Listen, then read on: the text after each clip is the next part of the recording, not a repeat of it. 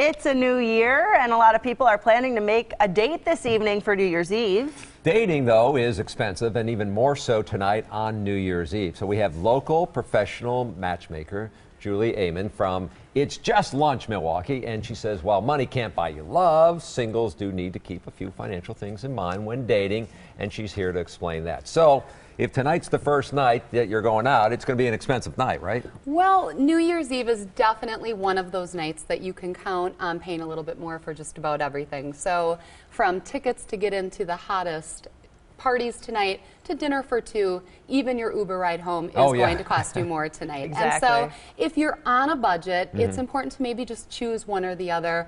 Go to that hot local event at the Pfister, for instance, or go out for a nice dinner. But you don't need to do both. If you have it on your docket, though, it is New Year's Eve, so it is okay to splurge a little bit. All right, so let's say this is one of the first times you're going out with this special someone. Yes. How do you make a good impression? A good first impression.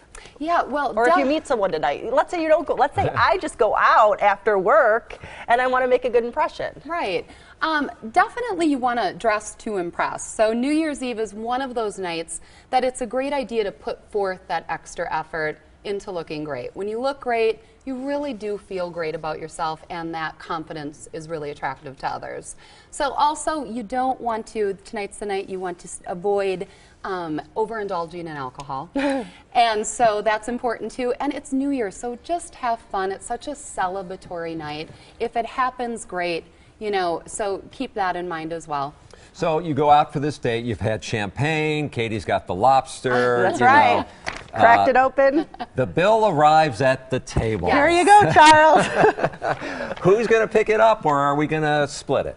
It's such an age-old question, Right. and one that couples are still conflicted with. In a recent survey, almost 78% of couples who are currently in a relationship believe that it is the gentleman's responsibility to pick up that first tab.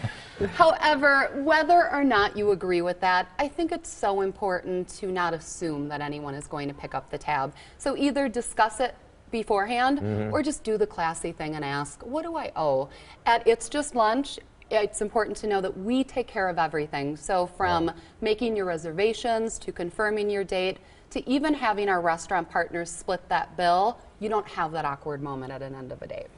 The important thing is to have fun, try to get to know each other, Yes, right? And tonight's a nice opportunity. I mean, you just kick back, relax, talk about how much fun 2015 was and maybe what you're going to do in 2016, right? Absolutely. And to not think about the investment of dating too much, because if it leads to finding that significant other, the money that you invested at that point really becomes insignificant. So who doesn't want to focus on their future and their happiness? Because love is right. priceless. It is. Priceless. Certainly. Thank you. All right, here's to love.